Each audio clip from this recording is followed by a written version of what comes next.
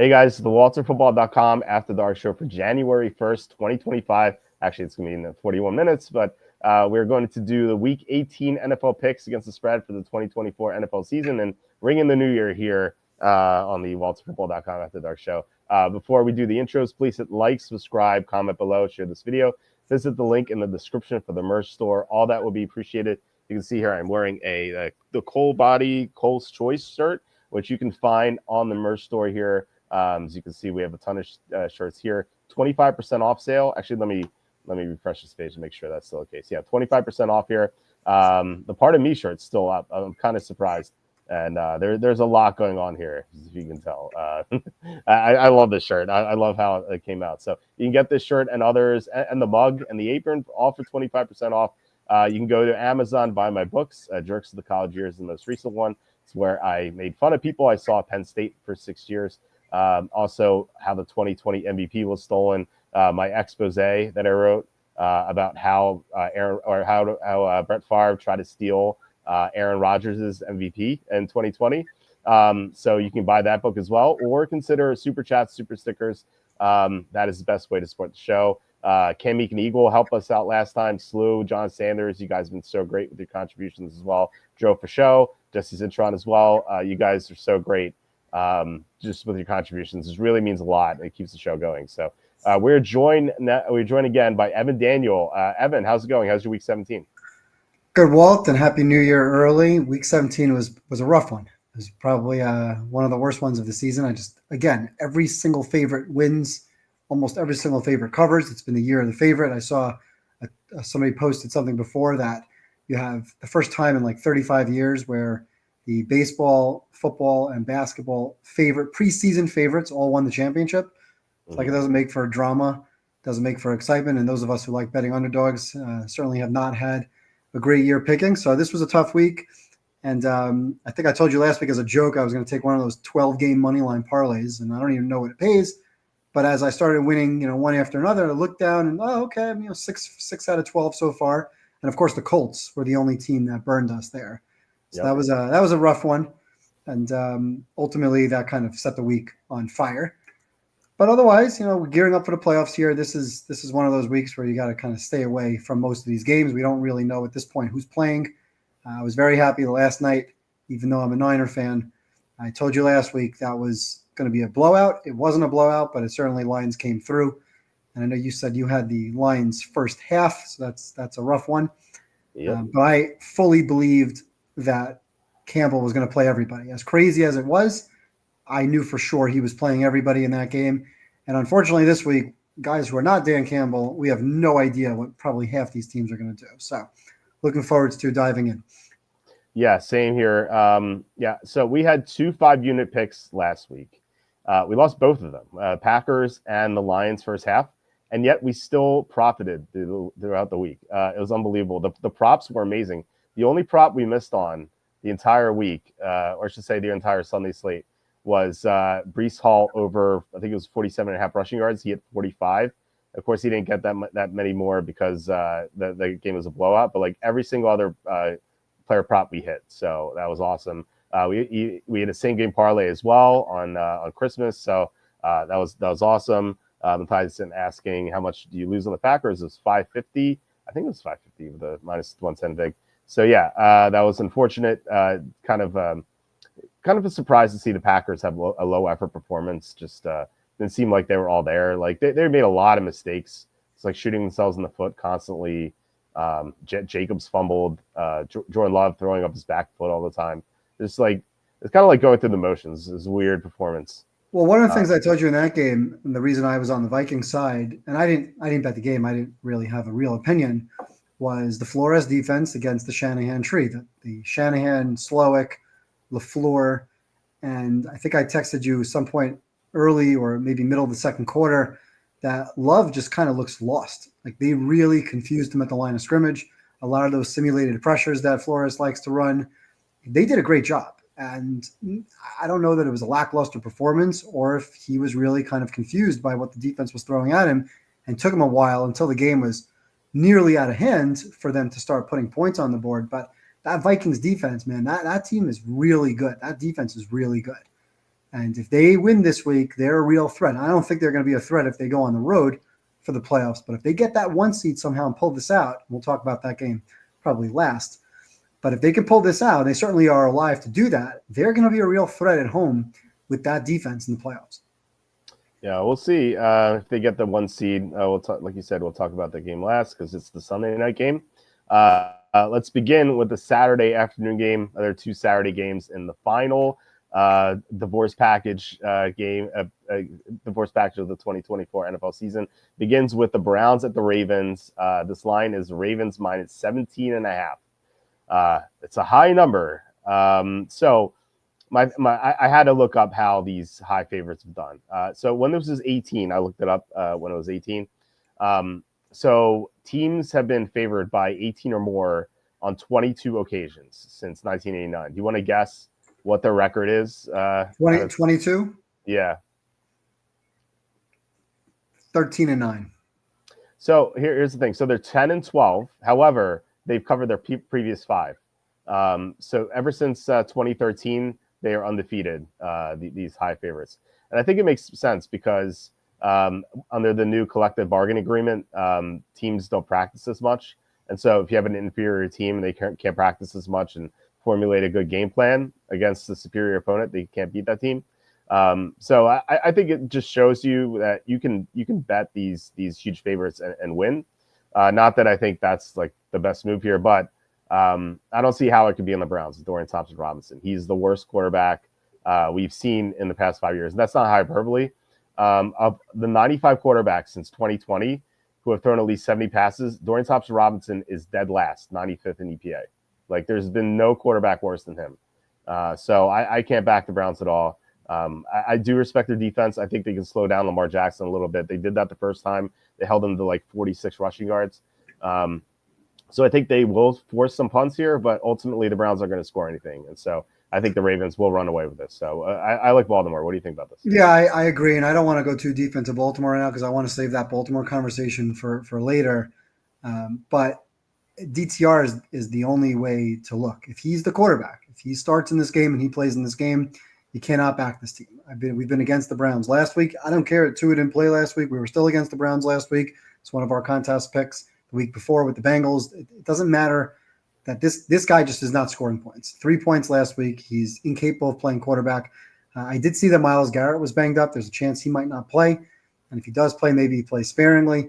The Ravens are the type of team that will blow you out. And they will keep their foot on the gas and they will continue running. And if they do that, if the Browns are only able to score 3 points or 6 points, teams win by more than 17 all the time. And the Ravens are one of the teams that do also. If you look at blowouts throughout the season, they're one of those teams that can run up the score and blow you out. If they put up 24 to 27 points, they're probably covering this number. So I'm certainly not betting 17.5, 18 points. I agree with the line. I actually made that exactly what the line is. But if DTR is the starting quarterback, I'm on the other side no matter what the line is, no matter who the opponent is. Okay, let's get to the next game. We have Bengals at the Steelers. This line is Bengals minus 4.5. So if I'd say this, if the Steelers go all out in this game, somehow magically, if I don't know how Baltimore would lose. I don't see that happening, but I don't know if their like plane disappears and they don't get to the game, and then the Steelers have a chance to. That only happens to the Raiders. Right, exactly. The Steelers are somehow motivated to win this game. I actually like them here. We have a disagreement on the Bengals and how good they are. It's one of the teams we disagree on. The Bengals, when they played the upper echelon in the NFL against Group A and Group B teams, they played those teams 7 times. They're 0-7 straight up and 2-5 against the spread. Now, you could argue maybe the Steelers belong in Group C, but I think that with their defense and George Pickens coming back now in a second game back, I think they're more Group B than Group C, but we can disagree on that. However, assuming Baltimore wins, I don't think the Steelers have much to play for because they'll be stuck with, I guess, either the 5 or the 6 seed. So I don't know. We'll see. Maybe they'll want to play for the 5 seed.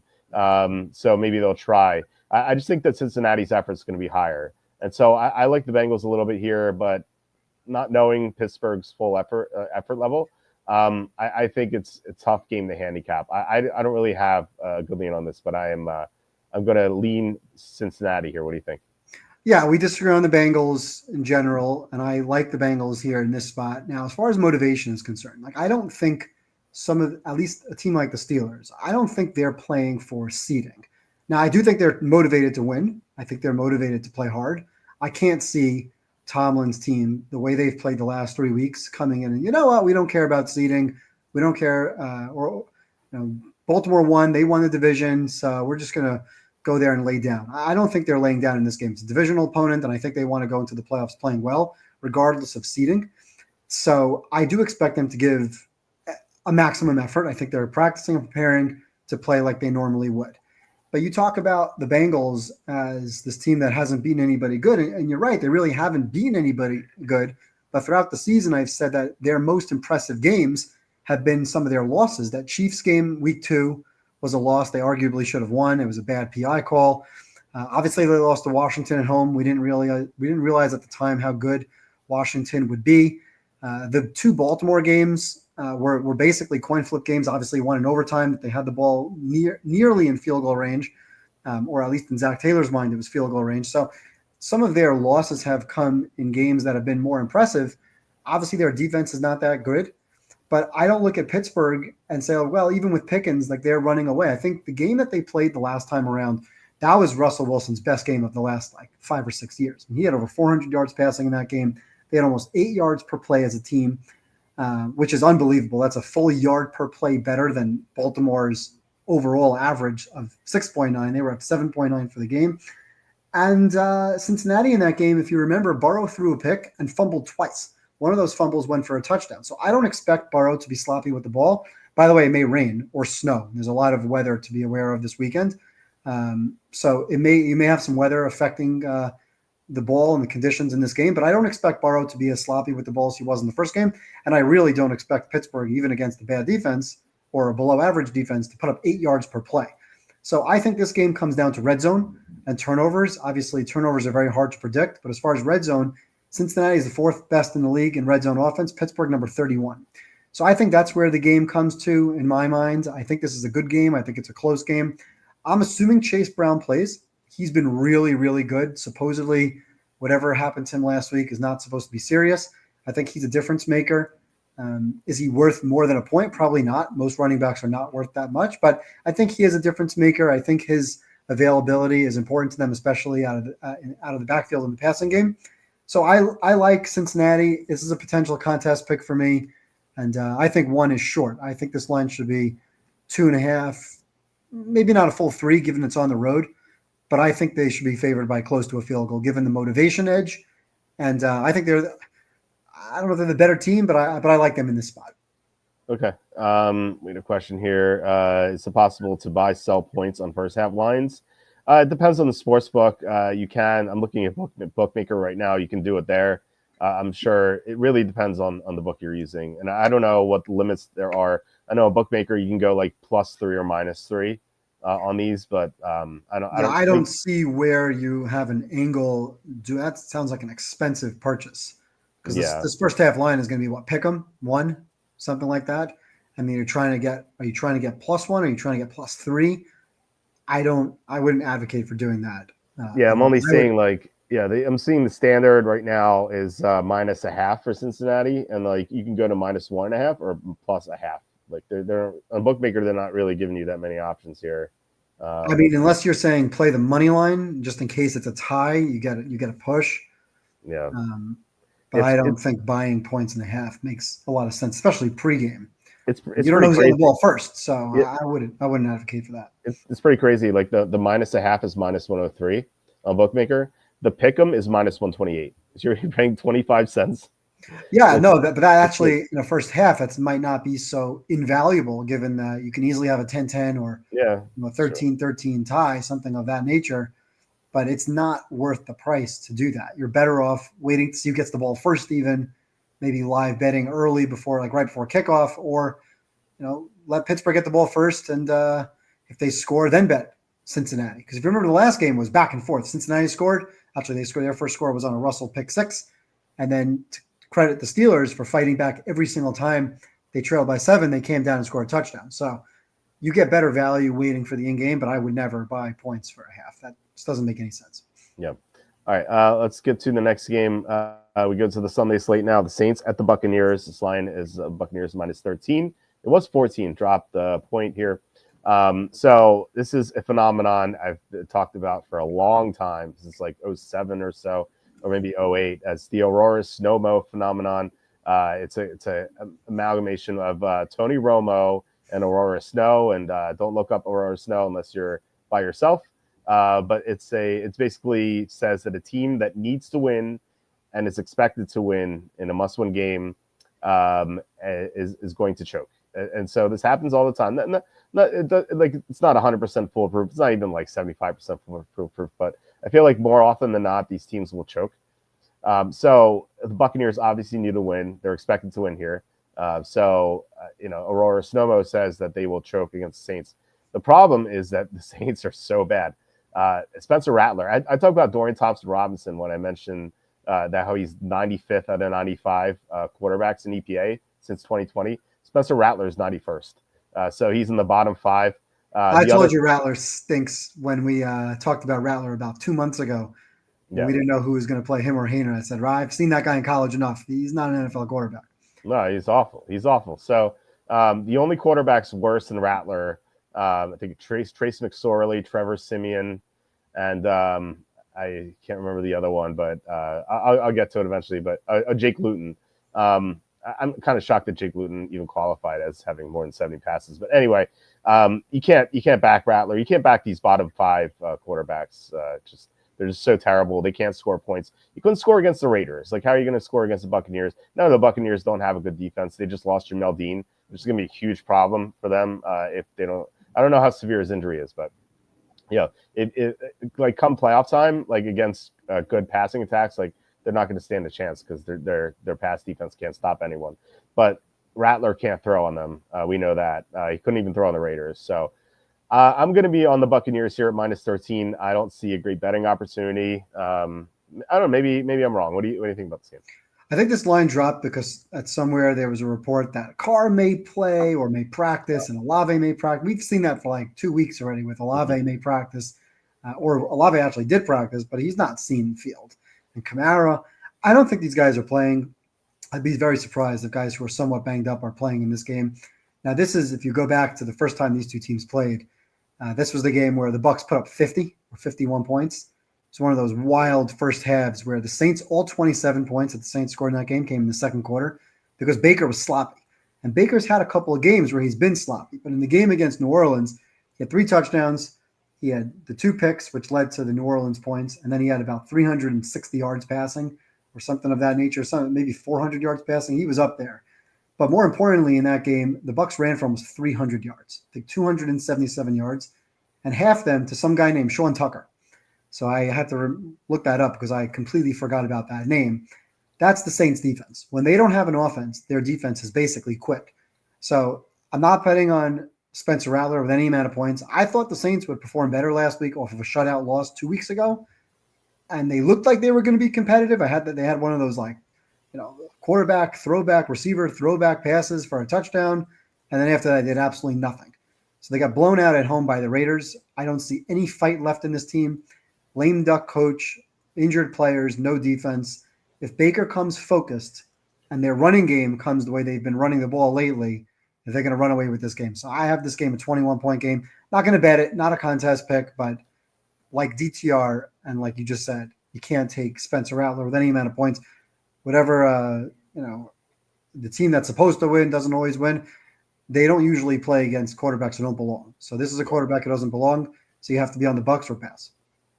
Yeah, it feels like there are a lot of quarterbacks who don't belong this day and age right now in the season. All right, let's go to the next game. We don't have to spend that much time on this one. Bills at the Patriots. This line is only Bills minus 2.5 because the Bills are not going to play their starters. They pushed the number 2 seed, so they have nothing to play for. So it's going to be Mitchell Trubisky and a bunch of backups.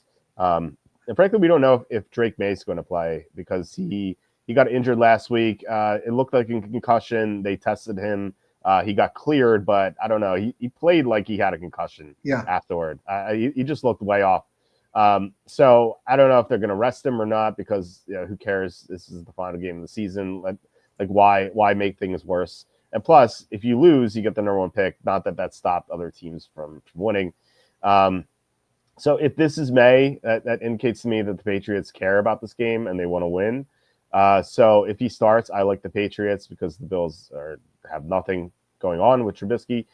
If it's Jacoby Brissett, it's a complete pass for me. So I like New England if May plays. So what do you think about this game? Same thing. Don't want to waste any time on it. If it's May, then I like New England. If it's not May, then I don't like anybody. And I would just take the points because I don't think either team will score. Brissett's not going to score. Trubisky's not going to score. They're certainly not going to do anything to, be creative in this game. Buffalo, that is. So I would expect May to play. They've played hard the last few weeks. Their defense isn't any good. They also got embarrassed last week in a prime time spot in a standalone game. I think that because of that loss, they'd want to do something a little bit better. Maybe they only play May a half and then get him out of the game if they see him taking too many hits behind that line. But if it's May, it's New England. If it's not May, I take the points. Whoever's the underdog, take the points and move on. Okay. All right. Next game is Bears at the Packers. This line is Packers -9. You have to wonder if the Packers will sit their starters in this game. However, if they win this game, they could move up to the number 6 seed, but that would require the Redskins to lose to the Cowboys, which may not happen. So there could be a situation in this game where the Packers go up and they see on the scoreboard that the Redskins are winning like 28-7, and then they just pull their starters. So that's the concern here. I think I would be on the Packers, but yeah, I just can't see myself backing the Bears here.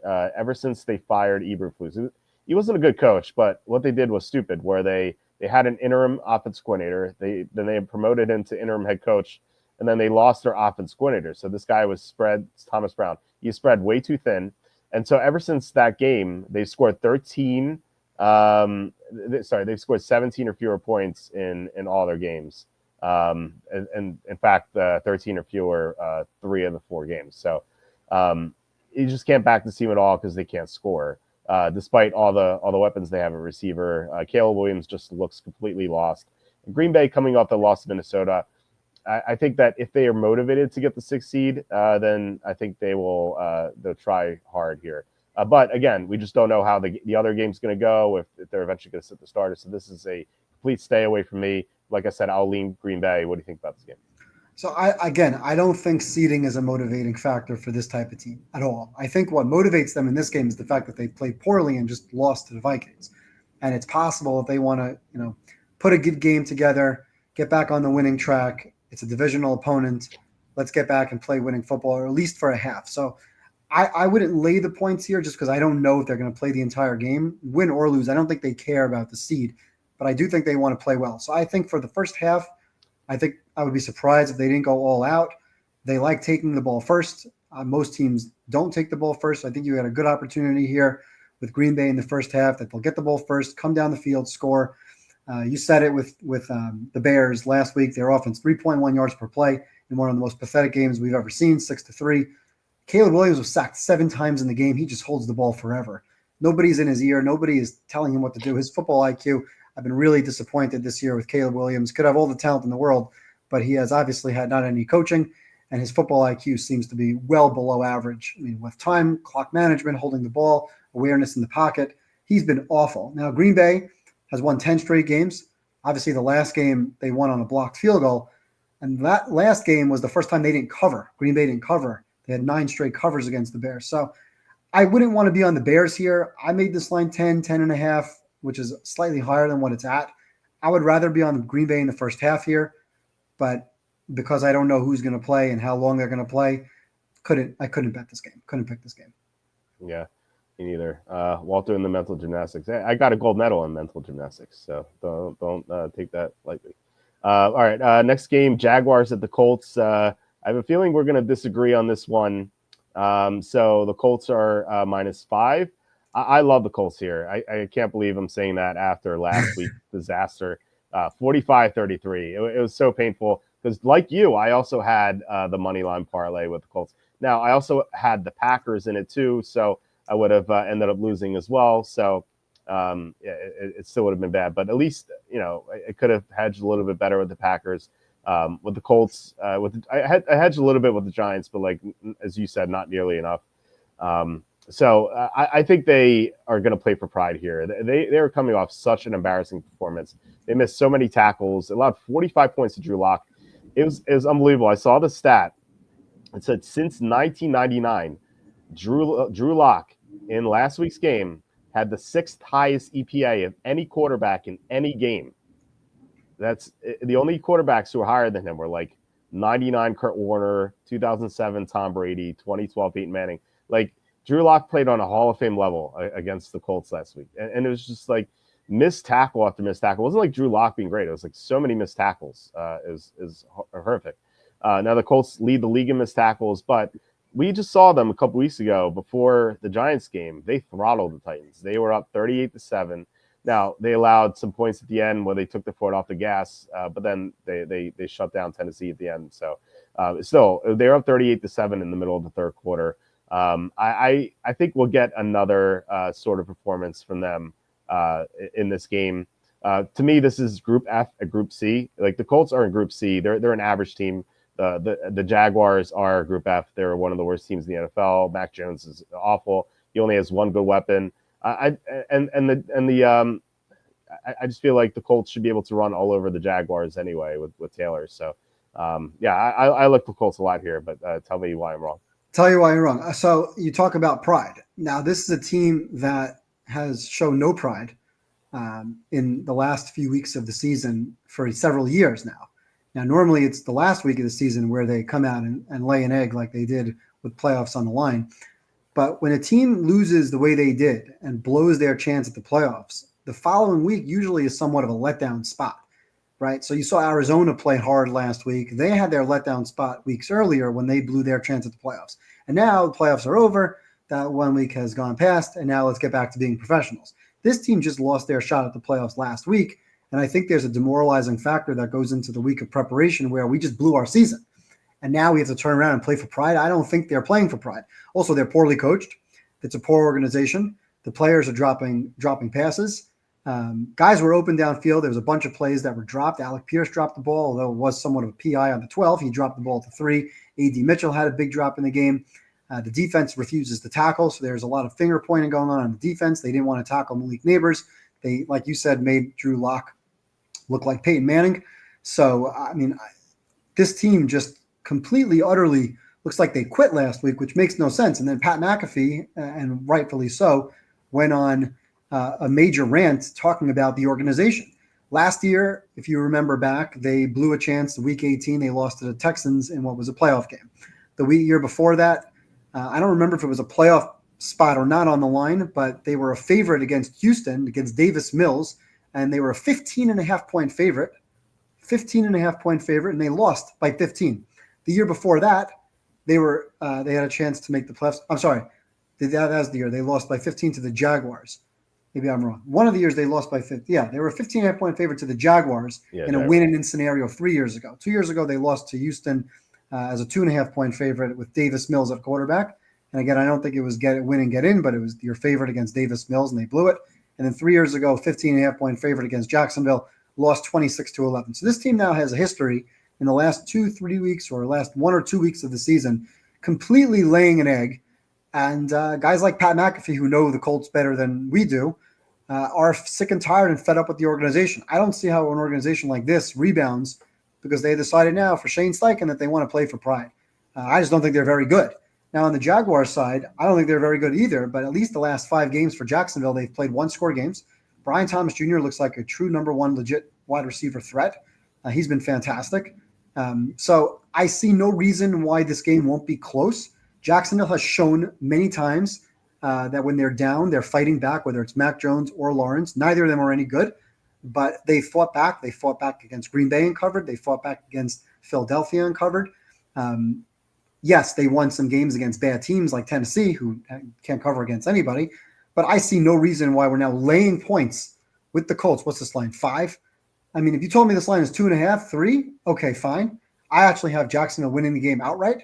I would not bet the Colts to win this game. I would not tease the Colts. If I were getting points, I would not be satisfied getting points in this game. But a team like this that has shown no pride, poor coaching, poor defense against a team that fights, even though they're not any good, you're making this line more than 3, I have to be on Jacksonville. And this is the one game that has really no playoff implications where I have a real opinion because of those two factors. One team's playing hard and covering, and the other team, disgraceful. We just saw it's them. Not just because they cost me $7,000 3 days ago. Yeah, it's 5,500 for me. Yeah, 5,500 to win, and then I had another bet that I lost because of that garbage. We saw them play hard against Tennessee. They clobbered Tennessee, and that was coming off that the disgraceful performance they had Denver, where Jonathan Taylor dropped the ball at the goal line and stuff, and like they had a big lead. I just think that the fact that they're out of the playoffs now, they're not going to turn around and show like, you know what, let's show that we're going to have some fight in us. I don't see it. Well, the Cardinals just did too. The Cardinals got eliminated. Well, not the week after they got eliminated. Yeah, the week after. The week after. Were they eliminated last week? Was that? Yeah, they got eliminated in their loss to Carolina, and then they fought back and played the Rams very, very tightly. So I know these players are, like, they're playing for contracts and stuff like that. After a horrible performance like that, like these defensive guys, like they're not going to get contracts if they're missing tackles like crazy, and if they just like disgrace themselves. I feel like they're going to play hard here. Maybe not. You're asking them to win. You're asking them to win by margin. Yeah, I think they'll win by margin, not just win by a field goal. Yeah, I think they'll win by that. I don't see it in this game. I think if they're up by 10, they're not going to cover, and I wouldn't absolutely not be surprised if they lost the game outright. I think they cover easily. So I will be taking the +8 on the on the teaser. So anyway, let's get to the next game. We have Panthers at the Falcons. This line is Falcons -7.5. This is Aurora Snowmo game number 2, and unlike the first game, this one actually has a team that can maybe win. Unlike the Saints, because the Saints have Spencer Rattler. Bryce Young's not that good, but he's definitely better than Spencer Rattler. So the Falcons have played better, I think, with Michael Penix Jr. Obviously, it's a small sample size, but Kirk Cousins was throwing interceptions like crazy. At least Penix has been taking care of the ball, and he was pretty impressive against Washington. His first road start playing against a defensive-minded coach, like he nearly upset the Redskins, took them to overtime. I thought that was a pretty good showing here. But now this is a must-win situation. The first time he's in that. Now maybe he doesn't know any better, and he's just going to win in a blowout. But like, I don't know. This Atlanta team is just so wonky. Although I mentioned this last week, how they were number 1 in defense since their bye. Right now they're number 4 in defense since the bye. The pass rush has improved a lot. Caden Ellis has been playing so great. So I think that I think Atlanta could cover the spread, but I think Carolina is the right way to go here.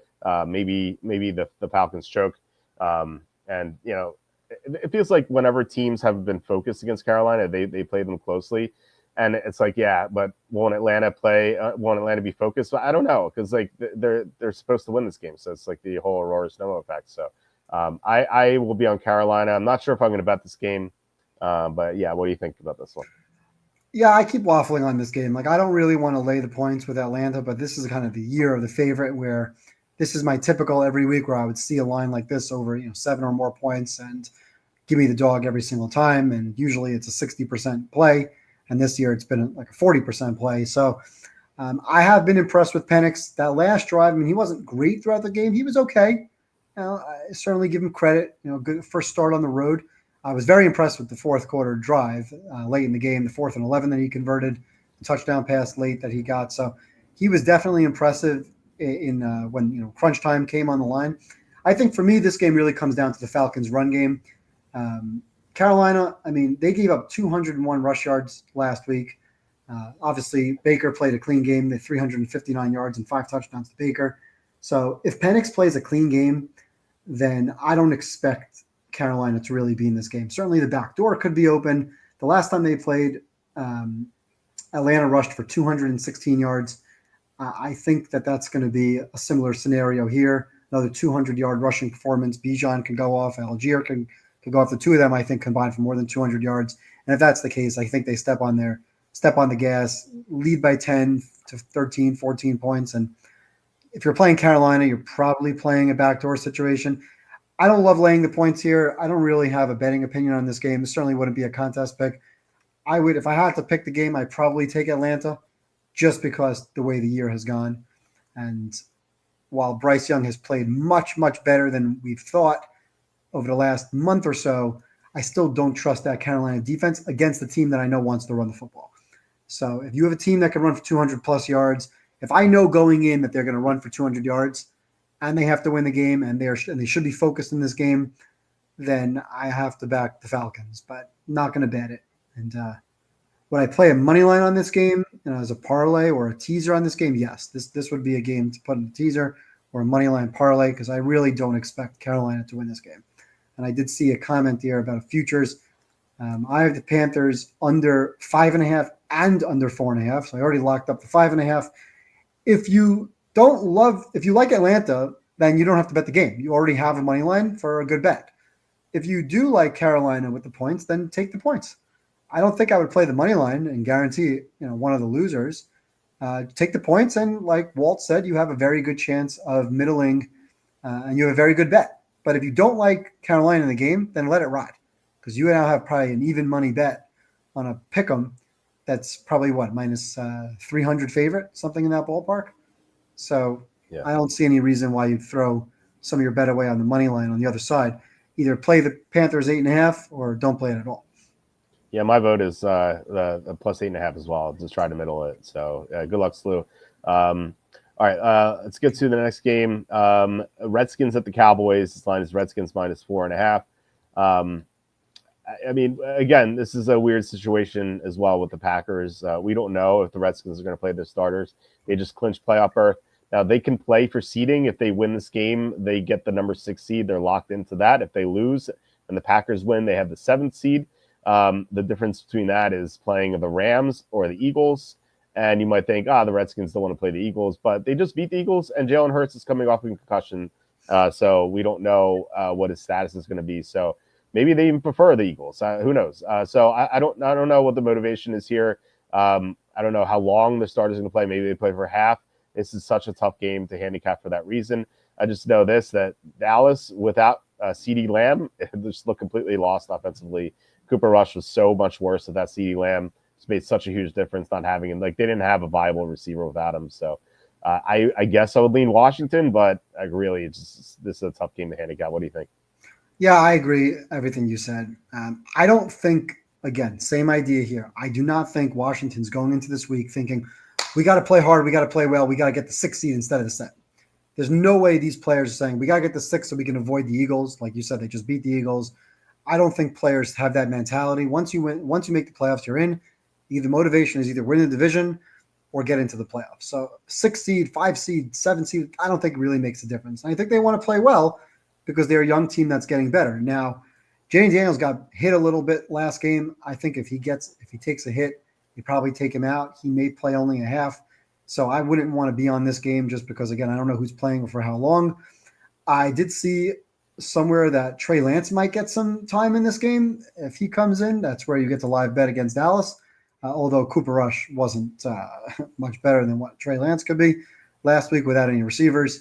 I saw they just cut Zeke, so I don't know if you adjust your Dallas power rating because they lost Zeke Elliott. But no, I mean, that team can't score. I'd have to be on Washington in this game with the assumption that they're going to go in and continue to want to play well. But it would not surprise me if guys came out of the game if Jaden didn't play second half. So don't want to lay points, not going to bet the game, but not going to be on Dallas. Whoa. Elliott's gone. Man, I'm definitely on Washington here. Patrick says, Happy New Year to Patrick. It's 2 minutes. So thoughts on 4-leg alt spread, Bengals plus 11.5, Colts plus 9, Redskins plus 9, Chargers plus 8.5 for minus 1. Here's why that's a terrible bet. You see the odds there? 228, yeah. Walt, you tell him, what should the odds be? Minus 130. There you go. If you're not getting 130, go away. Yeah. 130. That's it. Even 140, I heard someone tell me that they saw 140 somewhere. I don't know where, but I know the standard and was it FanDuel draft? FanDuel offers this at minus 75. Yeah, exactly. You can't be betting minus 228 for a bet that you should be playing at minus 30. That's too much. What do you think about the individual legs, though? If individual legs. I love Cincinnati because I like Cincinnati to win the game. So now I'm getting 11.5. Yeah. I already told you I don't like the Colts. First, I don't think there's any value in really 9. If you want to tell me a line was 5.5 and you got it to 7.5, that to me has more value than a team that's getting 9. I'd probably prefer being at 10.5 there, but I wouldn't want to be on that game. Washington, again, same idea. If they don't play guys, then you don't know what you're getting. So I don't want to be on the Commanders because if Jaden doesn't play in the game, and I think he will, but who knows? We have no idea if he's going to play. He might play 0. He might play a half. If he's not playing, do you really want to have the Commanders in that spot? Probably not. And the Chargers, you don't know if the Chargers are going to play until they see the Steelers game. So if the Steelers lose,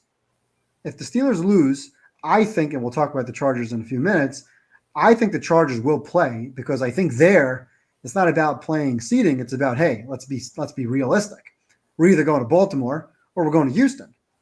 I'd much rather go to Houston, obviously, and I don't see Harbaugh with something to play for that he lays down. But if there's nothing to play for at all, they're locked into the 6, I very well could see Harbaugh saying, you know what, there's nothing to play for. We have absolutely no reason to be playing Herbert in this game. They may rest linemen, they may rest Herbert. So I don't want any part of Washington or the Chargers until I know their situation. And I'm not a Colts person. If you're playing those kinds of 13 points, there's a lot better games. I mean, if you like Tampa, play Tampa. Play Tampa to win with the Bengals. Play the Detroit or Minnesota side, right? That should be a very fun, entertaining, high-scoring, close game. Take the points in those games. I don't like the Chargers and Commanders when I don't know who's going to be quarterback. Yeah, completely agree. Happy New Year. It is midnight. So happy New Year. Honestly, everyone. I didn't even realize I wasn't looking at my TV, but I see Happy New Year. I just heard the fireworks outside. So That's people here love their fireworks. So happy New Year, everyone. Hope this is a great year for everyone. Okay, so and follow up from Patrick. What would make as your best 4-leg 13/14 point teaser for -130? Heard Walt talk about. Are you giving away my secrets here on a live show? No. I was talking about which teams I would have in a theoretical teaser there. Just so you know, we're talking about 13-point teasers as the clock strikes midnight. So we'll remember that for next year. What would your 4 favorite be? Well, I know you disagree with this. I would go Colts -5 to +8. Usually, like what I would like to do here is like take favorites of less than 7, actually, ideally less than 6, and go the other way because that way you flip You get more than a touchdown. You get 4 key numbers. You get the 3 coming back, and then you get the 3, 6, and 7. So you get 4 key numbers. Now, if you do the 6 or 6.5, you don't get the 7. You get like +6.5, but like you still would actually get 4 key numbers. So you get the 6 and the 3, and then the 3 and the 6. So it's not ideal, but you can do it. I did it with the Rams last week, which I didn't love, but still. So anyway, what I would do, I would take Colts -5 to +8. I would definitely take Seattle from a -5.5 to +7.5. Mm-hmm. I think I would take the Lions from 3 to 10. See, this is where it matters throughout the week, where half points are moving. Yeah, because I already have the Lions at 10.5 when that line opened 2.5 before the game even was played. Yeah, they used Detroit last night with Detroit next week, and that just takes away 2 out of your 4. Cincinnati, I already said, is one of my favorites, and then I got Denver at +5. Yeah, Cincinnati. Now Denver is at +2. But I do agree with you on Seattle because we'll talk about the Rams who've already said they're not playing anybody. Mm-hmm. Cincinnati getting the points, Detroit getting the points. Historically, dogs have been better, but this is the year of the favorite. And this year, just so you know, favorites are hitting at 90.5%, which is, if you're over 87.5%, you could be a blind squirrel and you can't lose. Yep. But that's at -130. Because at -130, you only have to hit 56% of the time, and you have to hit 4 out of 4. So when you compound 87.5% 4 times, you're at 58.5%. So you have a 2.5% edge, and therefore you have a bet that most books will not take. So imagine walking into the casino and saying, "Hey, I have a game for you," but the players have a 2.5% edge. They would send you packing. Yep. So that's what you're doing this year. We're historically on the 13 points, but you got to get the right numbers. You got to get the right numbers. You don't want to be taking a 7-point favorite to +6 or a 6-point favorite to +7. That doesn't make a lot of sense. And similarly, I don't want to take a 10-point favorite to +3. So I want to get more than a field goal in some of these bigger favorites. Like to get Baltimore down makes no sense at all. Although they're going to win by 30, it still doesn't make sense mathematically. So Right. yeah, there you go. There's the teaser talk. We should knock Yeah. away all the secrets before everybody starts playing teasers. Yeah. And every book starts banning them or making the odds 228. Exactly right. Yeah. So summarize: Cincinnati, Seattle, Indianapolis, Detroit for me at the moment. Maybe that changes. Anyway, Alex, 2025 is our year. Yeah. Happy New Year, Alex. All right. Let's get to the next game here. It is the Texans at the Titans. This line is pick'em. So this line was Titans -3.5.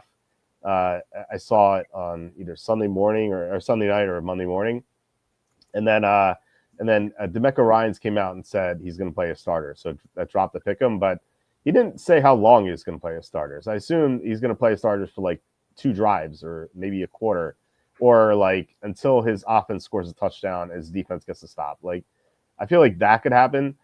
This guy can't be stupid enough to play as starters, right? Like they need to regroup. They just don't need to suffer any more injuries. They've suffered so many injuries. I just think that they need some like a break here of some sort.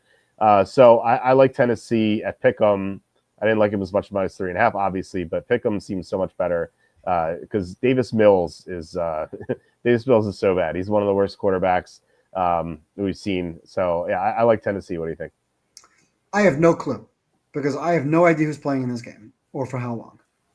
Now, when you score 0 offensive points and you look like crap, which what they've looked like for the past few weeks, they've been bad on third down.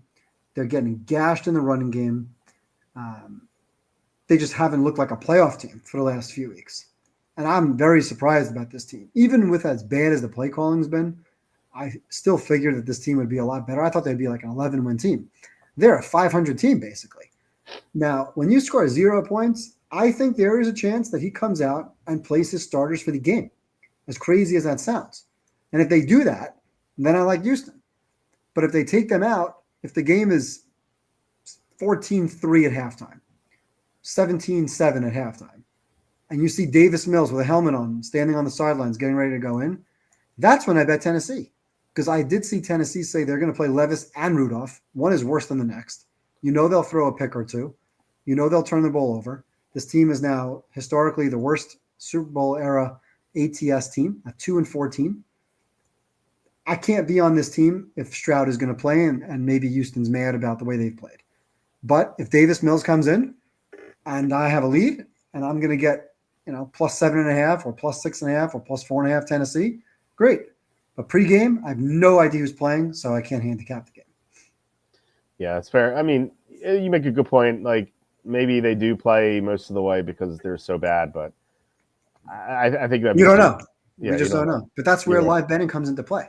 Yeah, because that line will probably adjust at some point, but it's going to start as a pick'em, and the algorithm will move it as a pick'em. And when you see a shot of Davis Mills getting ready to play, now you have an opportunity. Yeah, for sure. But don't forget, if you bet on that Tennessee team, just be prepared for the picks because you know they're coming. Yes. You know Levis is throwing one. You know Rudolph's going to throw one. But if they're down, they fought back against the Colts. Maybe there's a fight in them that, Davis Mills throws a pick right back. So there's no value to me pregame. Now, I do know a group that bet heavy and moved that line immediately from -130 on the money line to up to -210 on the money line. And then it dropped all the way back down to -10 both ways. So people have opinions on this game. I don't know how one can have that opinion unless you have inside information on who's playing and for how long. Yeah, you're right. Seems like a no-brainer. Why not bet the better team? Because any team with Davis Mills is the worst team. I don't know who's better, Davis Mills or Mason Rudolph. I don't know. I feel like I think Rudolph is better. I don't know. Situationally, when a team scores 0 points, I expect them to come out and prepare better. Yeah. But in a meaningless game, it'd be one thing if they needed to win this game. I would like Houston here. But if they needed to win this game, this line would be 10.5. Oh yeah, for sure. That's true. All right. So anyway, let's get to the next game. We have Giants at the Eagles, another meaningless game here because the Eagles have clinched the number 2 seed. Nothing can happen to get them out of the 2 seed. So they're not going to play their starters. There is some question, though, about Saquon Barkley because he needs 101 rushing yards to catch Eric Dickerson for the all-time rushing record, single-season rushing record. I don't think he goes for it. If he only needed like 20 or 30, I think he'd go for it. We saw Nick Sirianni do this a couple years ago with Devontae Smith, where Smith needed like 30 receiving yards to become the Eagles' all-time rookie receiving leader for a season. So he at least did that with Smith, and like Smith caught like 4 passes and then left the game right away. So if it was 20 or 30, maybe even 50 yards, I think he'd go for it. 101 yards is pretty tough. Like he may not even get this if you were going like all out with the starters, because the Giants, they're going to do everything in their power to just prevent that from happening. They're going to load the box, just go after his knees because like they don't want to be embarrassed here. So I think the Eagles. I think the Giants are past the point of embarrassed. Yeah, I know, but I don't know. Maybe they're re-energized with Drew Lock here because he's apparently a Hall of Fame quarterback. I think I would go with the Giants here as they continue to ruin their draft positioning for no reason.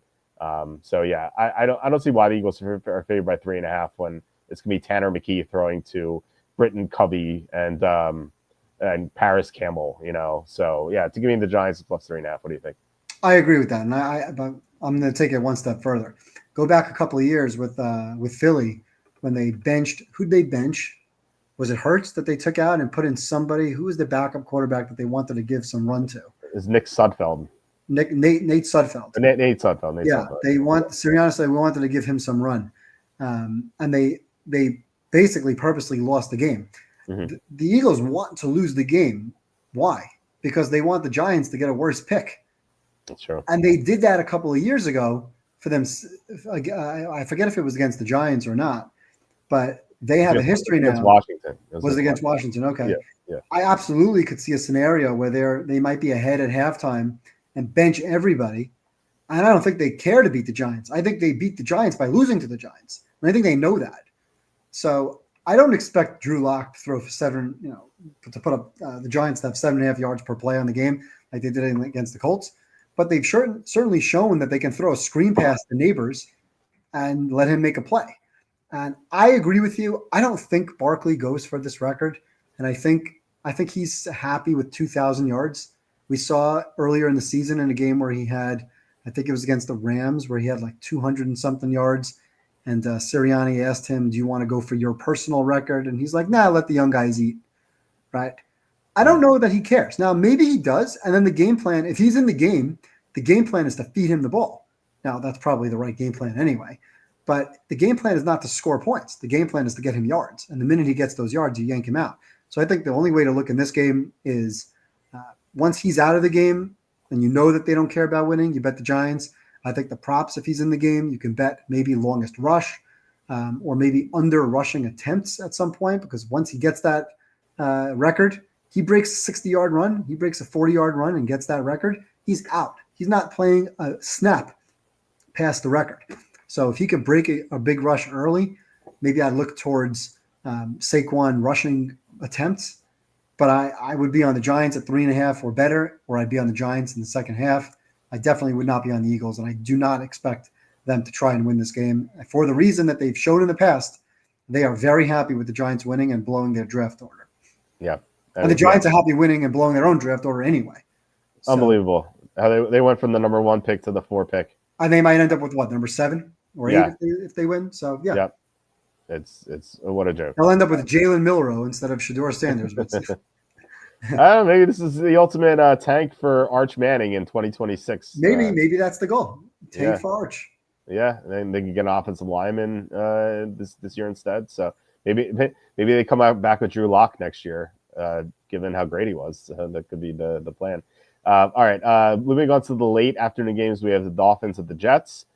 This line is Dolphins -1. This is Aurora Snowmo game number 3 of 4.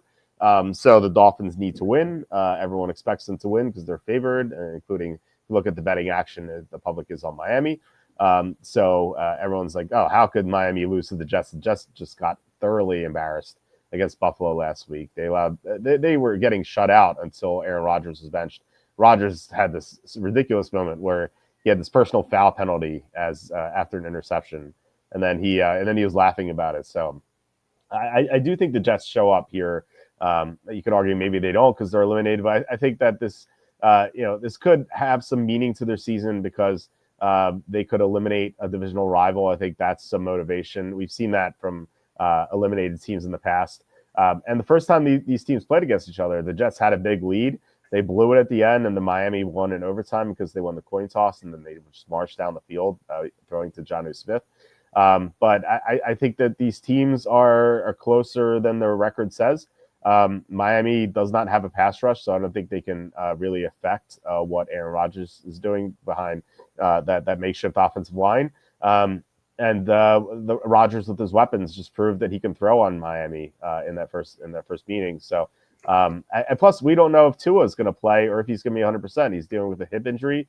This guy can't stay healthy, and so even if he suits up, he just could be hindered by that injury. So I like the Jets here. I was hoping for a better line, but I think it's pretty low for a reason. So what do you think about this?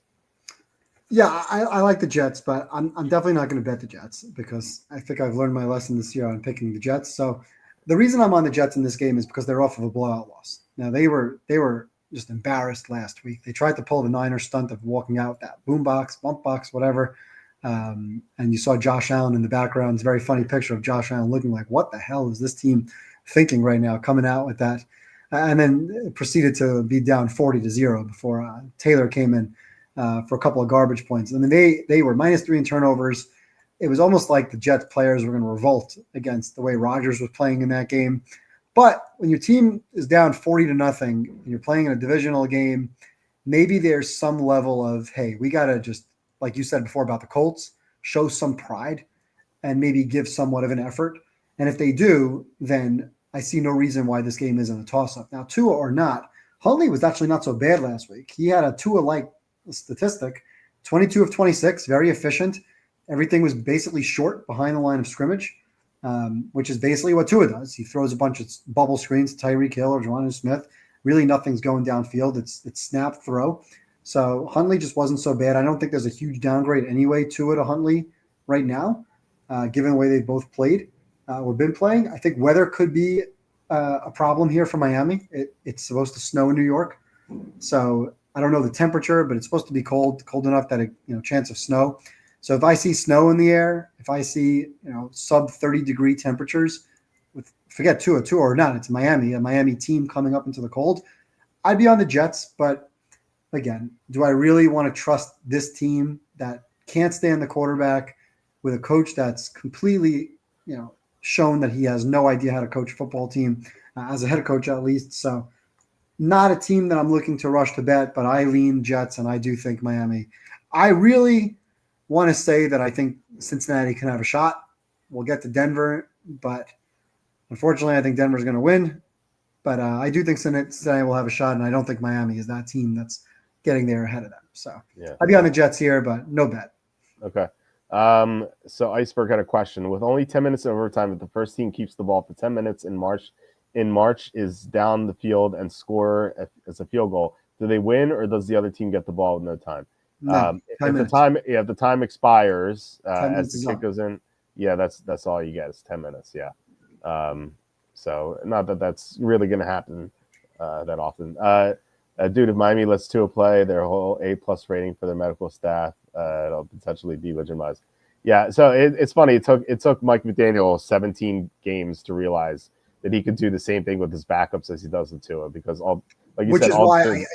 earlier in the season, it's like, why is this team so awful? Like, I don't like Tua. Yeah. I don't think Tua is very good. I think Tua is the same as Jimmy Garoppolo, is the same as Nick Mullins, and I hate to say this, similar to Brock Purdy.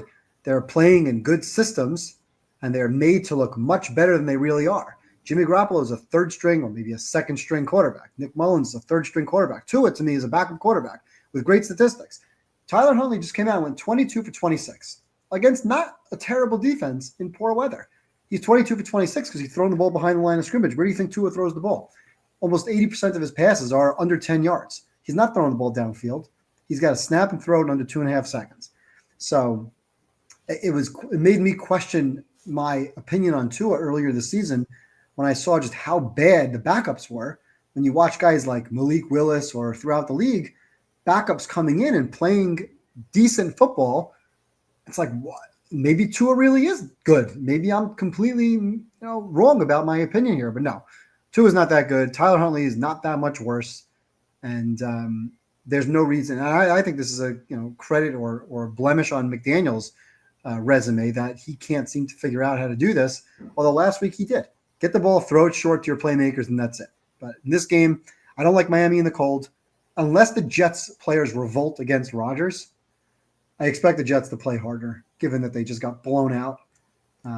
But again, the team doesn't like Rodgers. He's not coming back. And he's only throwing his friend Devontae. He's trying to get his 500th touchdown pass. He hasn't thrown the ball to anybody else. And obviously last week was probably, if not the worst, one of the worst games of his career. Yeah. I still can't believe that there were 2 games earlier this year when Alec Ingold had as many touches as Tyreek Hill and Jalen Waddle combined.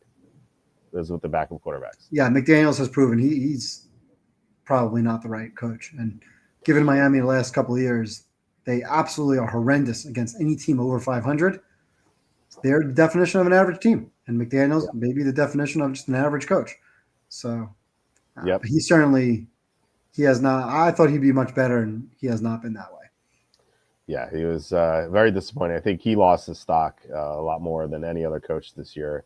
Maybe besides for Bobby Slowick. Yes. What do you know? The Shanahan tree falling apart.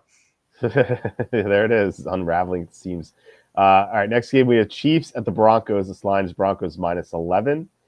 So this is Aurora Sonoma game number 4 of 4. So the Broncos need to win. Everyone expects them to win. Obviously, 11-point favorites. So that says they will choke. However, I've seen Aurora Sonoma games against teams resting their backups, and usually that does not apply because the backups are just not good. Now, Carson Wentz is a premium backup reserve quarterback, but he's not going to be throwing to anyone. Just going to be scrubs, both sides of the ball. The Chiefs are not going to be trying. And frankly, I think that they'd rather have Denver in the playoffs anyway. So why not let the Broncos win? Although it's kind of like I said before, it's like if you let the Bengals in the playoffs, like you're in danger of losing to Burrow, but you're also setting up one of your rivals to lose to him first. It's kind of like in a horror movie, if like you or like a zombie movie, if you and like someone you hate or in some house, like you let the infected into the house to take care of that person. So it's kind of like that way. Like let the Bengals in so they take care of the Bills. But then you will have to worry about them the next round. So I don't know. I think that Denver will win this game. I feel like Patrick Mahomes will play. Like he has played in the preseason and like almost every preseason game he's played in Week 18 games that haven't mattered. It's usually like 1 or 2 drives. Like I think that's just going to be the maximum here. Two drives max, and then he's going to take a seat. So it won't really matter for the long term. So I think Denver will cover the spread, but don't really feel comfortable laying the -11 here. What do you think? Yeah, first of all, I don't know Patrick Mahomes and Andy Reid, but I promise you they could care less who's in the playoffs, and they could care less who they play in the playoffs. That team is home. They have back-to-back champions. I would be very surprised if you gave them truth serum. They really give a damn whether they play Buffalo, Baltimore, Denver, Cincinnati. That's no motivation for them. Last year in a similar situation, Blaine Gabbert actually won. It was a 3.5-point dog against the Chargers, but Blaine Gabbert did win a football game with no players. Now, this is a little bit different of a scenario. Denver, they don't belong, and it's upsetting as a football fan that they lost last week to Cincinnati, but because Cincinnati wasn't prepared for week 1, Cincinnati is not going to be in the playoffs. Give Denver credit because they've beaten all the teams that they had to beat. They've beaten all the teams that they should beat. All these below average teams, they killed them. Now, last week, I really changed my mind on Bo Nix. He had those 2 passes that were just gorgeous. The 67-yard pass to Mims and then the touchdown pass to tie the game. That was really impressive. For a guy who's been very efficient throwing the ball like Tua, behind the line of scrimmage or short, he had those 2 passes that were really just, that shows a lot of talent. And their defense has been pretty good. I mean, it hasn't been great. By the way, Riley Moss, everyone's praising Riley Moss. Riley Moss got torched last week. I mean, they hunted him. I think he had 15 or 16 targets, gave up 11 or 12 catches, like 130 yards. T. Higgins just abused him throughout the game. So I almost felt bad watching for Riley Moss throughout the game. Like every time I look up, he's the guy covering whoever got, it was Higgins most of the night, but he just got torched in that game. But I like Denver here. I like Denver to win big. I don't see Kansas City putting up much of a fight on either side of the ball. They certainly don't care about the game. They don't care who wins. Give some reps to Carson Wentz. It's in Denver, so it's not like, Kansas City's playing in front of their fans or anything. And Denver has shown when they're playing bad teams, like when they played the Saints or when they played some of these other Carolinas of the world, they won by margin. So I expect them to come out here, 24-10, something like that, maybe 27-13. I don't even think Kansas City gets the 13 points. So something in that ballpark, 27-10, 24-10. I think Denver takes care of business and unfortunately is the 7th seed to play Buffalo.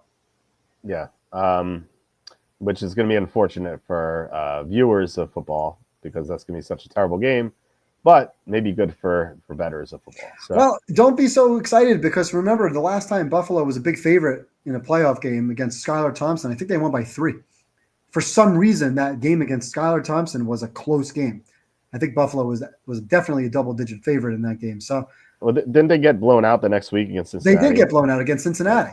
Yeah, and so they were home in that game against Cincinnati, and they got roasted. I think they lost like 27-10, or maybe they were down. They were down at least. I know they didn't cover the 13-point teaser, by the way. Yeah. Not that much I can tell you. But Buffalo, even though I've said it 100 times that they're bullies, in these playoff games, that's a dangerous, Denver would be a dangerous team as much as they don't belong in that spot. Knicks can throw the ball deep, and we'll talk about Buffalo next week about playoff games. When they get behind, Josh Allen likes to play hero ball. And instead of taking what the defense gives you, taking the runs, taking the short, taking the gimmies, he on first down, second down, third down, there are series where he'll just chuck the ball deep 3 times, 0 for 3, punt. And, all of a sudden Buffalo finds himself in a close game and getting tight because they're the ones who should win easily. And they're the ones who may be looking ahead to the Baltimore game in the second round of the playoffs instead of taking a young rookie team seriously. So there's no gimme when it comes to playoff football, especially when it comes to a team that has choked against bad teams in the past. Yeah. I think that the near loss of Skylar Thompson may have been just a hint that the Bills weren't that good. And we saw that when they got blown out against Cincinnati. So, all right, let's get to the next game, which is Chargers at the Raiders. So this line is Chargers minus 5.5. It's tough to handicap this one right now because the Chargers could move up to the 5 seed, but that would require Pittsburgh to lose. So if Pittsburgh loses on Saturday night, the Chargers are suddenly live to get the 5 seed and play Houston. If not, they're going to be stuck at the 6 seed. So if the Steelers win, they're stuck in the 6 seed. They can't do anything about it. So I think in that scenario, I feel like they'd rest their starters. But if they have something to play for, I think they will play their starters. So if they're playing the starters, I like them to beat the Raiders pretty easily because they've clobbered bad teams all year. That's all they've done. But again, if they're playing their backups, then I think you have to go with the Raiders. So what do you think about this game? Exactly that. If the Steelers win, I don't think they're going to play. I think Herbert will sit. I think Harbaugh kind of made a comment that if we have nothing to play for, we're not going to play. And I said this before, teams don't play for seeding. I think this is the one exception where, first of all, Harbaugh, if he has something to play for, it's a reason for them to play football. Herbert will play. But again, playing Houston instead of going to Baltimore is just, for them, a no-brainer. So when they look at that schedule, hey, we have something to play for. We got to win a game. I think this line should be at least 7 points if they are trying to play. And I think the line will move. I think, what are we sitting at now? 6, 5.5. So that kind of tells you that we're somewhere in the middle. Although if the Steelers win and they rest everybody, this line should be pick 'em. I think the Raiders will win if the Chargers are resting everybody. So a game where you can't handicap until Saturday afternoon. Yeah. All right. Next game we have here is So Seahawks at the Rams. This line is Seahawks minus 5.5. I'm kicking myself for not getting this earlier when I think the Rams were even favored. Rams are by 2.5. Yeah. Yeah, that's a shame. I didn't. I was dealing with the flu earlier. I feel better now, but I was so out of it on Sunday. I actually fell asleep during the 4 o'clock games, and I fell asleep last night during the Lions-Niners game. I missed the Amon-Ra St. Brown touchdown completely. I was like, I had to watch the highlights after the game. I'm like, I didn't see that. So anyway, I'm feeling better now. But yeah, so I think if I were feeling healthier, I probably would have locked this in, but I kind of missed out on it. So Rams obviously have nothing to play for. We know that they're not going to play the starters, as Sean McVay said so, and he hasn't done so in the past. So no reason for him to do that. Seattle, though, you mentioned you gave this link to me that Geno Smith has $6 million in contract escalators on the line. So I think Seattle will be motivated, and minus 5.5 seems like a very low line for Geno Smith and all those talented players on offense and a decent defense against Jimmy Garoppolo. So I like Seattle to win very easily. What do you think? Easily. I mean, this is an easy pick. The Rams are going to score 3 points in this game. There's going to be zero game plan. It's going to be hand the ball off to Blake Corum behind a bad offensive line with Jimmy Garoppolo taking sacks, looking like a deer in the headlights, and then smirking afterwards, throwing a pick or two. Seattle has $6 million worth of, I think they all know it. It's been widely publicized now. It's completion percentage, it's win, and I think he needs like 186 yards. So Geno's going to come out firing. The team's going to want to play hard for him. And I just look at this game 23-3, somewhere, Rams really low scoring. They've been disappointing offensively other than the Buffalo game recently. Blame weather. They were not sharp last week against Arizona. Now they locked it up. They could care less if they're the 3 or the 4 seed. So you have to be on Seattle here. And I don't think the spread at 7.5 is going to make a difference. And frankly, here you can lay the money line, minus 200, minus 220, something in that ballpark. I don't see any reason why. And again, people who take 6-point teasers, you're playing 2 legs of a teaser like at minus 120 or minus 125, somewhere in that ballpark. You're basically laying 220, 230. That's how the math works. Lay the money line. You don't have to tease this game with somebody else. Just lay the money line. I don't see any way the Rams win this game because I know they're not trying to win this game. They're not preparing to win this game. They don't want to win. They don't care. So the backup for the Rams is Jimmy G. And Jimmy G has not thrown a pass for the Rams, I think, at all. And he's not any good. No, and they're not going to run any sort of creativity for him. They're going to line up. They're going to hand the ball to Blake Corum, and that's going to be their game plan. Meanwhile, on the other side, you have a team that wants to score, that wants to win for their quarterback, and wants to end the season on a high note with a rookie coach. Jackson Smith and Jigba has been very, very good recently. The run game has been very, very good recently. I think Seattle wins running away. Corum over rushing yards, I won't be playing. I wouldn't touch Corum rushing yards. No, against starters, like they're gonna have backup offensive linemen blocking against like starting defensive linemen. It's just not gonna end well for them. And there's the third string running back who's going to get some run also because Blake Corum does play for them. It's not like they're not going to run him into the ground with 30 carries. Right. Exactly. Yeah. All right. Next game is the 49ers at the Cardinals. This line is Cardinals -4. It's quite the adjustment on the line here. So the Niners were -1 when Brock Purdy was expected to play, and now it's +4. Seems like 5 points is a lot going from Purdy to Joshua Dobbs. I know Purdy posts some good numbers and stuff like that. He's a decent quarterback, but he's not great by any means. And Joshua Dobbs has proven to be a solid backup. So I think a 5-point adjustment is just way too much. And you can play backup quarterbacks against defenses that are mediocre or worse. Arizona's 23rd in defensive EPA. So it's not like they're a top 12 defense that can shut down Joshua Dobbs. This is an easy matchup for him. He has good weapons. And really, I don't see why Arizona should be favored by 4 here. So I like San Francisco to win this game or at least cover the spread with Dobbs. What do you think? I would have bet the game. I'm on Arizona. I agree that a 4-point or 5-point line move is not warranted, but I also think the line should have probably been about 3 anyway to begin with. Now, Josh Dobbs' revenge game. Dobbs is not that much worse than what what Purdy can do. Purdy's decent. He's above average, but it's not like he's lighting the world on fire. I think the Niners just finished their Super Bowl. they really wanted to win that game also. I mean, they certainly played hard, especially coming out of the gate. I saw Fred Warner before the game with a big speech. They were kind of fired up that the Lions said they were going to come into our house and beat us, and this was a big game for them. Like, we're going to show them. So I think there was a lot of hype going into that game, and then the loss coming out of it, Purdy getting hurt. I think the motivating factor right now is not there. Purdy's not there. You got third-string offensive linemen. You have practice squad guys, offensive linemen from the Cardinals, of course, playing in this game. I don't think you're going to get a bunch of the defenders who sat out last week. I don't know if Bosa's going to play. Maybe he plays, maybe not. We know that Dre's out. We know Fonga's out. I just don't really see the motivation for the Niners here. Going on the road, finishing out the string. I think it's pure spot play. Kyler's been pretty good against the Niners. I like the Cardinals to win. I don't like that they're laying points. So I'm not going to bet it. I'm not going to take this as a contest pick, but I wouldn't be on the Niners here. Okay. Also, you have a coach who is going to kick a field goal. He'll probably miss a field goal or two. Yeah.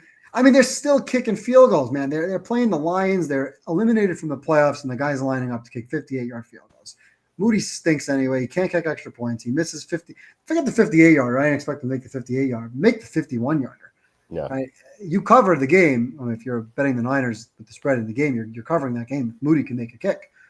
Niners should have been up more than what they were. I just don't like the spot here for the team playing out the string with a bunch of backups. It's just, to me, not the right situation, and I don't see the motivation. But like you said, I don't want to lay with Arizona, but I'm not on the Niners here. No way. Okay. Yeah, I think you make a good point about the Niners being deflated, like having that big game against Detroit and just suffering that letdown. So, yeah, maybe I won't be betting this game after all. So Rams have something to play for. Divisional matchup at rested NFC North winner or at Eagles. Sean McVay said that he's not going to play a start. They're not playing. Yeah, he's already said they're not playing. Yeah, he's already said that. Yeah. All right. Last game, Sunday night game, biggest game of the year. Vikings 14-2 at Lions 14-2. Never seen a matchup between two teams with these sort of records against each other. So I downgraded the Lions. I know you said you did that a couple weeks ago. I was a little more stubborn, and I waited until I saw them get torched by Brock Purdy in the first half. That game, that was just unbelievable. He just was perfect. I think he was like 14 of 16 in the first half. Yeah, he was nearly perfect in the first half. Yeah, he was unbelievable. But like we saw that 2 weeks ago against the Bills as well, and or was it 3 weeks ago? Anyway, so we saw that against the Bills also, and like this defense has just been ravaged by injury. So I have major concerns about them being able to stop anyone. So I downgraded them to Group B. So I think that this line should be about -2, -2.5. So we're getting 3. I think I would be on Minnesota here +3. If this line were like 2 or 2.5, I think I'd be on Detroit. So this is how close it is for me. I couldn't really get a good read on this game. Maybe you can provide some clarity here. What do you like in this game? So I think the line is right at 3. I'm leaning Detroit at 2.5. I'm for sure on Detroit at 3.5. I might reconsider and be on Minnesota, but I do think Detroit wins this game. Now Minnesota's off of a great win, home game, divisional game. Darnold was really, really good in that game. Their defense was great, really, until, like I said before, to the last couple of minutes of the game. Their defense was really fantastic. O'Connell, if he hadn't already, locked up Coach of the Year, did so last week. I don't see how he's not the Coach of the Year. His play calling at the end of the game was absolutely perfect. First down, they're coming out and he's throwing the ball. You got to get yards on first down. You got to get a first down to win the game. They can't punt, and they did exactly what they needed to do to keep that game, to keep the ball away from Green Bay. Because if they punted, we both know Green Bay was coming down and kicking a field goal to win that game. Yep. So really, really fantastic coaching and execution by Minnesota. Now, the last game that they played against Detroit was a great game, back and forth. Each team led by 10. Each team came back. Late, Goff had to fumble for a touchdown. But the reality is, that was a game in Minnesota, and it really is going to come down to turnovers and red zone. I think I said this before with Cincinnati and Pittsburgh. Coming down to turnovers and red zone is very hard to predict. The game is going to be an unbelievable environment. I think Detroit has been so good all year. For them to blow the 1 seed now at this stage of the season would just kind of not be in the script, if that makes any sense. That's not a reason to handicap or pick a team because it's not in the script. But I like Detroit at home. I feel like this is their 1 seed. The crowd's going to be amazing. That offense, although Flores' defense is much better than what the teams that they face, they're still putting up 30 points a game. And I'm going to take my chances with Goff and that offense at home versus Darnold on the road. So it's really going to come down to red zone and fourth down conversions. So flip a coin in that scenario. If Detroit goes 1 for 3 on fourth downs, and therefore maybe 2 for 4 in the red zone or 3 for 5 in the red zone, they're not going to win the game. But if they convert those fourth downs, which especially their fourth and short, the creativity, the hook and ladders that they're running, I mean, it's like every week they do something new that really mesmerizes me, and it's really fun to watch. I like Detroit. I think they put up 30 again. Is it 31-28, 30-27, 31-27? Do I want to lay 3? No, but I do think they're going to win by a field goal. Maybe they win by 4. Maybe it's a situation when they're up by 6 or 7 and they hold on. Or maybe it's an overtime game where the team gets the ball first. If you're betting underdogs and you're betting Denver and you're betting whoever else this week and you're losing in overtime, Washington covers in overtime, Cincinnati covers in overtime. It's crazy what's going on with these favorites. So that's kind of the way of the season. I'm going to lean Detroit. I think the line is correct. I don't think there's a lot of value, but I like Detroit to put up 30, 31 points and win the game. So if I like them to win the game, I would lay the -3. But if you made it 3.5, I'd have to think twice. Okay. Yeah, there it is. You've anything else you want to talk about? Well, we talked about favorites before, favorites on the year, and this week doesn't really count, but favorites are 71% straight up and 55% against the spread. 136 and 112 with a bunch of pushes. 55% favorites. That is just, I don't know. I mean, my database only goes back to 2007. So I'm only tracking these numbers for like 17, 18 years, but 55% favorites is up there. Very, very unique year as far as favorites just winning outright. Weather this week is going to be big. There's snow in the forecast. There's rain in the forecast. So it's very important if you're betting these games, especially some of these higher point total games. Snow could be a factor. And I think this is the week where you look live. You see teams pulling starters. You see things happening. And that will tell you what's going on. I mean, and the books and the lines may not adjust right away, given that it's all algorithm. And they don't necessarily know. The computers don't necessarily see that Davis Mills is getting ready to come into the game. They only see when he comes into the game.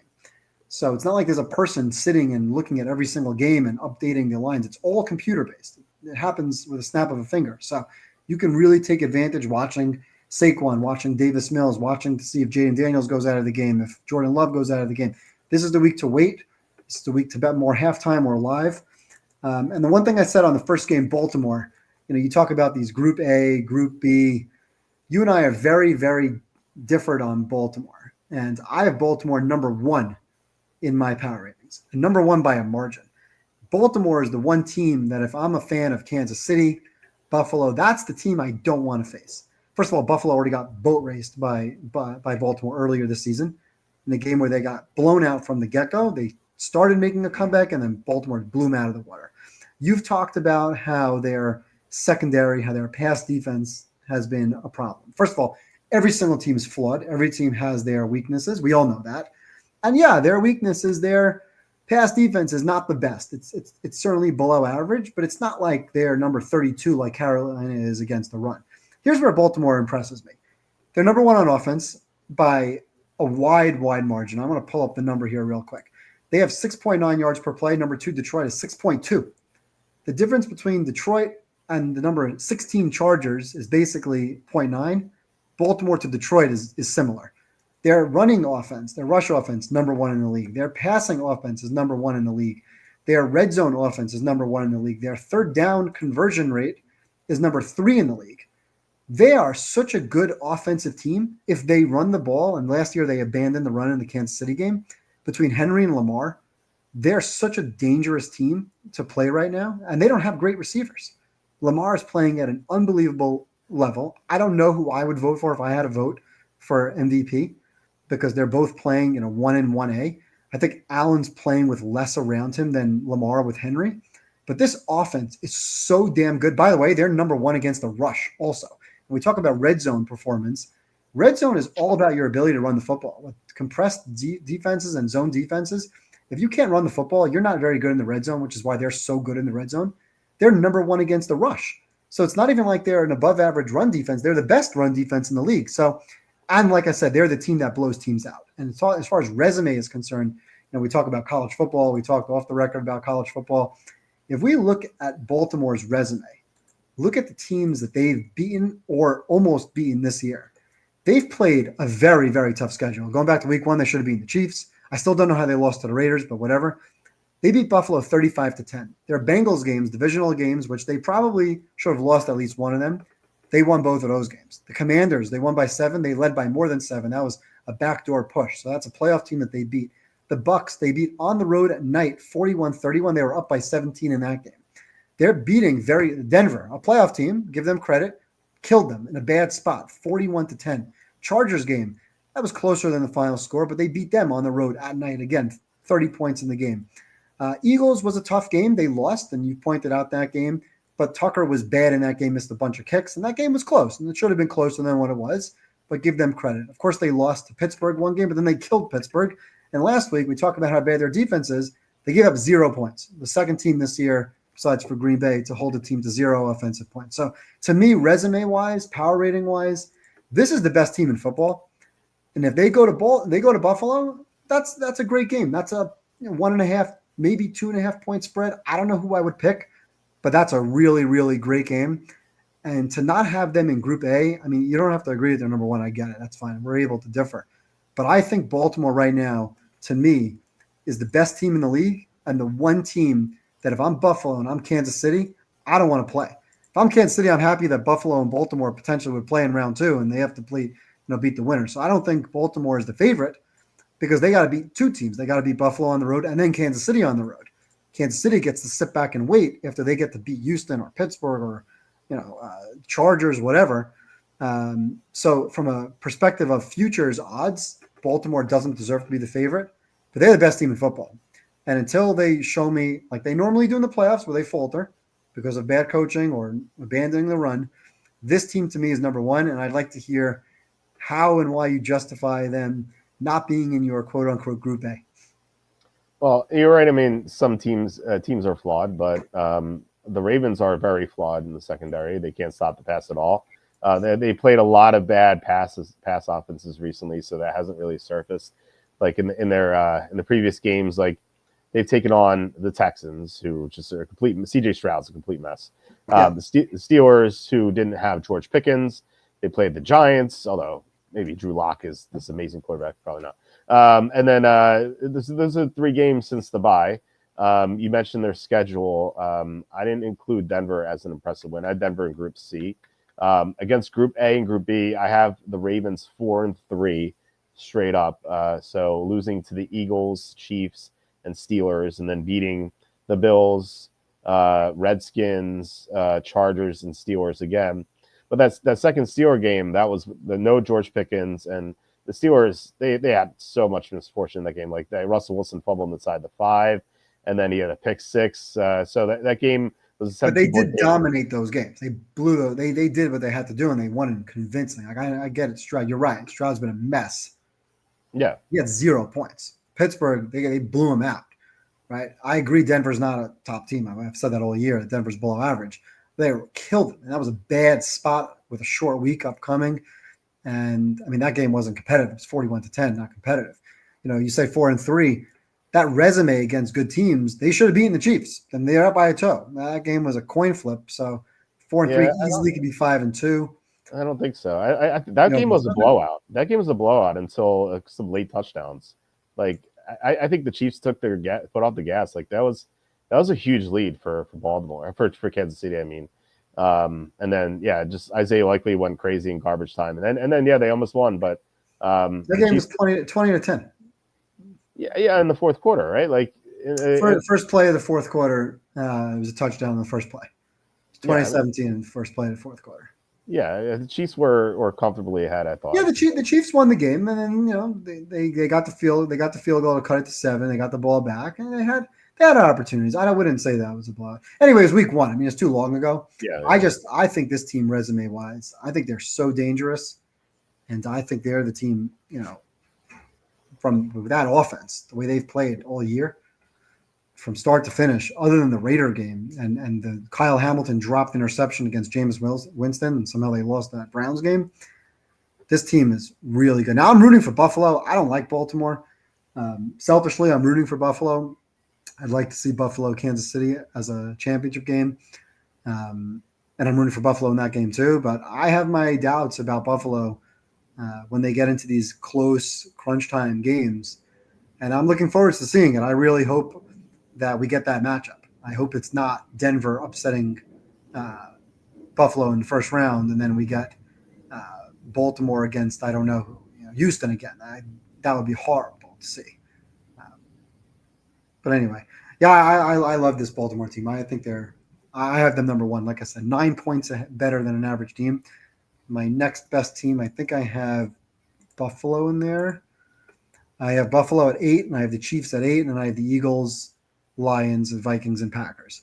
That's my top 7, and I don't think anybody else is a Super Bowl contender this year.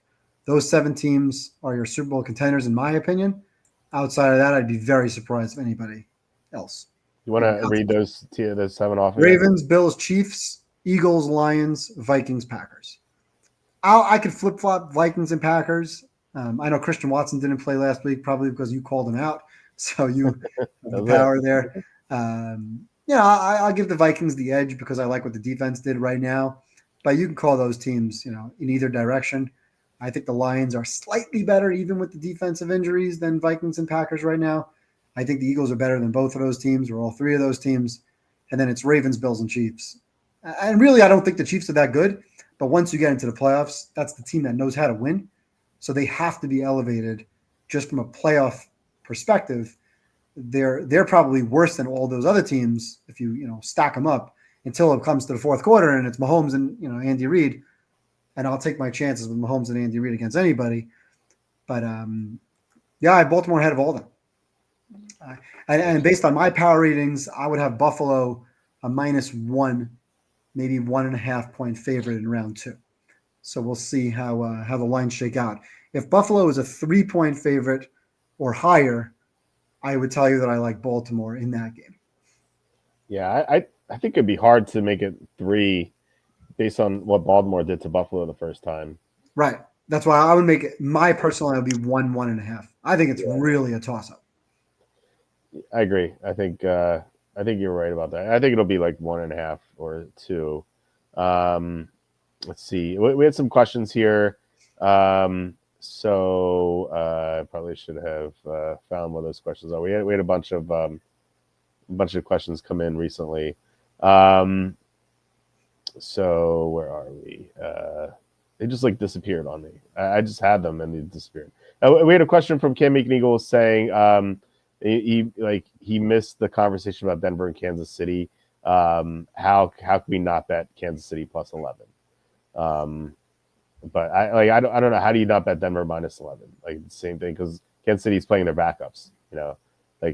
What they have nothing to play for, and they're playing their scrubs. So watch the game, and if it's 10-3 or 13-3, decide if you like who you like. Yeah, right. I mean, that's the way I would look at it. If Kansas City looks like they're not moving the ball at all, and there's just no offense, and Denver is running the ball, moving the ball, I think that game is 24-10. So you can live bet team total over unders. I don't trust Carson Wentz in that game. Not on the road, not against the defense. It's going to be fired up. Crowd's going to be fired up. It's a good crowd in Denver. Kansas City doesn't care about that game. If it were in Kansas City, that line would be 7, and maybe I lean to Kansas City. On the road, 10. I think that's probably the right number. It's a lot of points, but I couldn't be on. The minute that game's 7-0 or 10-0, it's like, do you want Kansas City in that spot at that point? No, I don't think so. No. So asking, I'm sure Evan has thoughts on the 3 New Year's Day games. I don't. Walt's much better with college, especially pregame. I was on Boise tonight and lost again because I'm on these underdogs. I'd be on Texas tomorrow in a blowout because these teams that get buys for no reason have proven they don't belong. I think the Oregon-Ohio State game is a great rematch of the first time they played, where Oregon kind of pulled away late. I think Ohio State really blew that game themselves. So I think I'm not surprised that Ohio State's taking money in that game. People say, "Oh, why is Oregon? They're the 1 seed. They're underdogs by 2.5, 3 points." Like I think that's warranted. I like the over better in that game, but I'm not going to bet it. I'm going to live bet these games. I'd rather bet either team who's down 7-0 or a team that might be down 13-3. I think there's much better value in getting a team plus 7.5 who's down maybe 7 or 10 points than going in flipping a coin. And I happen to like Notre Dame, but like I said, I have really been really bad with college football. So go with Walt's picks. He's 6-1. I'm not. Yeah, we hit Penn State tonight. The only loss we've had in the postseason was Alabama, also earlier today, which I completely forgot about. I didn't. It was weird. Like so I was still dealing with the flu this afternoon, and so I was just out of it. I already had bet that game earlier, but yeah, I completely forgot that was on until I saw how bad nowhere I was. But then like I was putting my son to bed tonight, and suddenly I was like, I don't feel sick anymore. This is great. Like it just went away. New Year's. You're right. The flu. My fever broke. I took my temperature was like 102.2 for a couple days. And then I took my temperature. It was 98.7. I was like, oh, this is great. I feel better. So and I was taking Dayquil. Dayquil can make you make your stomach queasy. Like it's one of the side effects. And so like I felt myself like rushing to the bathroom too. It was such a mess. I couldn't eat anything. But yeah, now I feel like a new man. This feels great. So, all right, I'm glad we have a great start to the week here. Hopefully, we have a great week 18, the final week of the regular season, and then that leads us into the playoffs. So maybe there'll be one good game tomorrow. Maybe. Can we just get one good game? Yeah, I think Ohio State Oregon should be a good game. So Slew says 555 super chat. Thank you so much, Slew. Says, Happy New Year's, boys. It's been a great 2024. I appreciate y'all bringing it every Tuesday night. I think you could both play for 4th down, Dan. Thank you so much, Slew. Really appreciate it. You're the best. You and John are so great, and can make an eagle as well. So thank you so much, Slew. Just really appreciate it. A question here, Walt. How did you pivot on Chuba and Pollard in the finals? Great calls again. In my fantasy championship, I got eliminated in the semifinals due to nonsense. Like some of my players got injured, unfortunately. It's like I think I had one league. I had Connor. I made it to the semifinals in 2 leagues. I lost on injuries in both. Like I had James Conner or something. He got hurt. I can't remember. Unfortunately, it didn't end well. All right. All right, guys. Thank you so much for watching. Please hit like, subscribe, comment below, share this video. Visit the link in the description for the merch store. All that would really be appreciated. We'll be back tomorrow. I don't know if Kenny's gonna be on. I haven't asked him. If not, then I'll do the show, the fantasy rundown. So if you guys have any questions, it's kind of weird to do a fantasy rundown with like the fantasy season being over, but maybe we'll look to next year and see if we can figure There's something out. There's plenty of SGPs and DFS, SGPs that you can find, I'm sure. Yeah, golf. By the way, Cam Migio says golf's coming up. Yeah, the Waste Management Open in February. That's the first game. It's the first tournament we handicap. Usually like to have some data before we dive in. Like I feel like handicapping the Century now is it's like we don't have enough data. So come February we're gonna have golf picks. So I'm looking forward to that. All right, guys.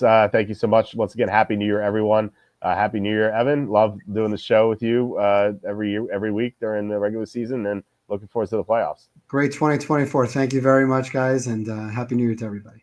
All right, guys. Have a great night, and I'll talk to you later.